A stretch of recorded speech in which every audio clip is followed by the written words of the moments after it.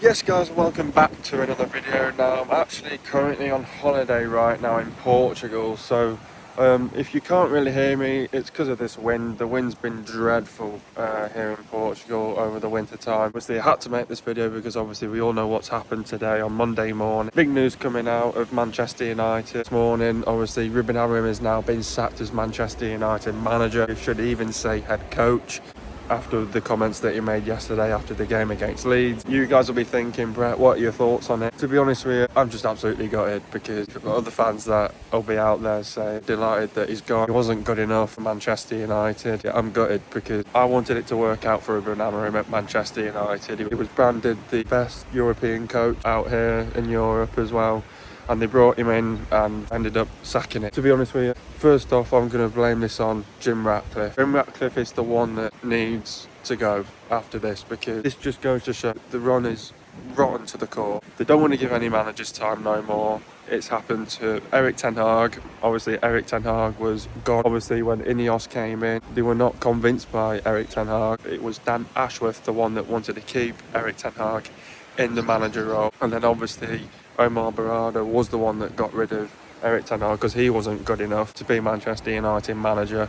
And then he moved on, and then they appointed Ruben Amorim November 2024, and he's been in the job for 14 months. For Jim Ratcliffe to come out and say that he needed 3 years to really back him, to give him the time that he needed, and we've got rid of it. I'm blaming this upstairs at the board, and they're the ones at fault for this, for getting rid of Ruben Amorim. Omar Barada and Jason Wilcox, they need a good look at as well, because them two, a bunch of idiots on that board right now. Them two are the ones at fault for this. When you sort of look at the performances haven't really been good enough. Yes, we've been missing players, 3 players on AFCON, missing 8 players in total, 5 or 6 players injured. We're more closer to the top than the bottom, and it's not like we're battered in relegation zone, because we're not. Get out that it'll be statistically the worst Manchester United manager that we've ever had. At the end of the day, all I'm going to say is I wish Ruben Amorim all the best for the future. I wish him and his staff all the best wherever they go next, whether if it's back to Sporting. I just wish him all the best for the future. He did absolutely everything for the club. He had to decide if he wanted to go to Manchester United. He decided he wanted to help Manchester United to get back to the top. Results have not been good enough, but what can you do when you've got loads of players out injured, that you're still waiting for these players to come back from injury, especially as well. Obviously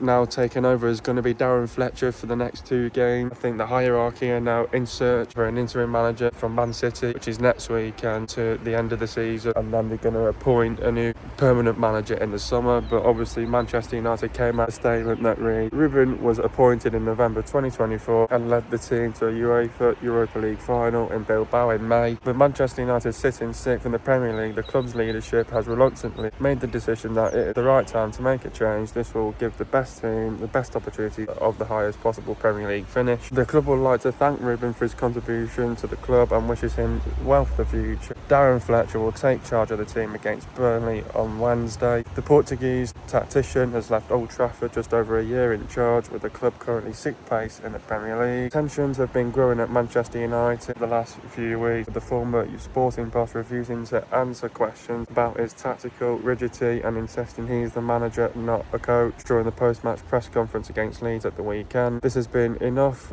for the United hierarchy to dispense of Amorim services, with a report on Monday morning claiming that he has been sacked ahead of their game with Burnley on Wednesday. Amorim was informed of the club's decision on Monday, with other reports revealing internal struggles between himself and the sporting director, Jason Wilcox. And just about 4 months ago, him and Jason Wilcox were sharing a laugh and having a joke at Stockport train station. Don't know what they were talking about there, and they were having a laugh and a joke, and it's just been some miscommunication breakdown. False promises between Jason Wilcox and Ruben Amorim basically failed in those promises. That the hierarchy above, they're to blame for this decision. We get rid of yet again another manager, and we're bringing in another manager into the helm. Club legends are yet going to be linked back. Is it going to be Ole Gunnar Solskjaer? Is it going to be Ruud van Nistelrooy? Or is it going to be Michael Carrick? We don't know. It will be announced in due course soon. Absolutely got it that it's come to this. Then we appoint a permanent manager come the summer of 2026. Absolutely gutted for Ruben Amorim and his staff. Wish him all the best for the future. It's just gone completely wrong. Ineos are definitely all at fault for this because they backed Erik ten Hag and pretty much wasted money. He had to spend about 15 million to get him out of his contract. Then they fought for Dan Ashworth, who was at Newcastle as well, to become our sporting director. He had to do a certain amount of guardian leave as well. And then he was sacked after a couple of weeks. We're blaming Erik ten Hag for the recruitment that he brought in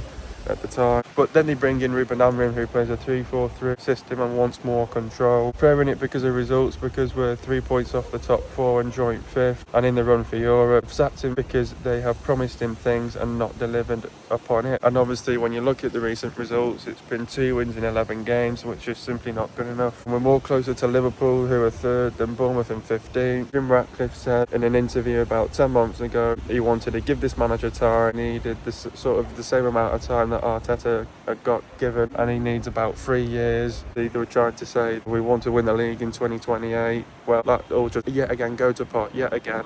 Ineos, those 2 clowns on the board members in Jason Wilcox and Omar Barada are all at fault for this. They need a good look at themselves after this. But yet again, here we are again. Yet again, appointing another manager. Just nothing to say, lost for words, useless, don't know what they're doing on the board.